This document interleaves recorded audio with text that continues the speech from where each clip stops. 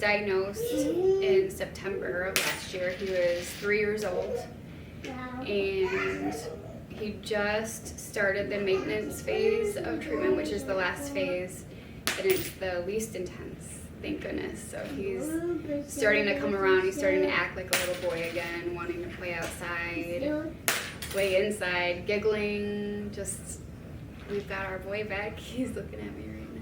Jackson is the happiest kid you'll ever meet. He is on the autism spectrum. He was diagnosed a couple years ago. Just sees the world in a unique way, and it's pretty cool to see the world through his eyes. Loved being outside, loves coins, loves cars. He doesn't have a mean bone in his body. No. He's still nonverbal. I mean, he has his own language, but he doesn't usually use real words unless he's copying us. Sometimes he'll do that, and it's pretty cool. But Yeah, just like any other 3-4-year-old boy, likes to run around and play outside. And that was kind of a big indicator, I think, for us. Prior to his diagnosis, there was something wrong. He didn't want to play outside a whole lot. He was really lethargic. When he was kind of more fussy than usual, not wanting to go outside, I took him into the doctor. They did blood work, and they were, regardless, going to refer us to the hematology and oncology unit. We got a call, I think blood work was done on a Wednesday. We got a call Friday after business hours from the doctor saying you need to take him to the hospital right now. He's very sick, and pack a bag because you're going to be there for a while. Matt is a contractor for work, and he had just landed in Syria.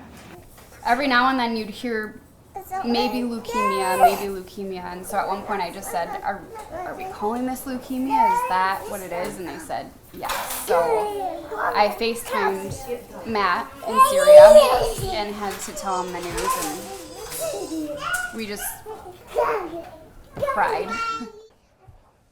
I had to try and be objective and say, okay, I can come home, but let's find out first what it is we're dealing with, because I knew that that's the best way I could ultimately support him, was to keep working. Well, since he was gone, I relied heavily on friends and family, which they've been absolutely wonderful. Yeah.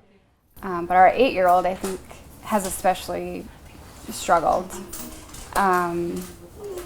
She had to stay the night other places. She had to be without her mom and dad. He's obviously unfazed. I've had to find things that bring me joy in the midst of the chaos and the sadness and grief. My family, friends, our animals, Higgins and our turtle, Sharon, haven't made it to a lot of normal kid things because of his immune system and treatments. And I think our focus through this process has been, making sure Jack's okay and our other kids are okay. And one way I thought we could bring them a little bit of joy was attending your guys' holiday party. Yeah. So I signed up for the holiday toys, and we got the most ginormous box of toys for all of them, and they were like everything that they loved. It was like whoever filled this wish list knew them almost better than we did, because it was just so great, and it made our Christmas so much more manageable. The Blood Cancer Foundation is the one that really stands out as having tangible help for families. The Blood Cancer Foundation's definitely been the most hands-on. Just recently, I reached out to Nadat, and she told me about travel reimbursement because the hospital is about 45 minutes away, and if you saw all of the visits that we've had, it's been a lot. It's been a lot of gas money, and I think the first time she reached out, we were in the hospital, and the second time she reached out, we were in the hospital, and I felt bad I wasn't getting back to her, but, we were in it. She could have done the easy thing of just sending me the information and letting me, follow up on it.